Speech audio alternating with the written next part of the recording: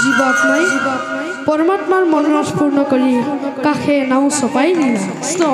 ইয়াত শ্ৰীকৃষ্ণই ৰাধাক কৈছে কি কৈছে ঐ ৰাধা সুন্দৰী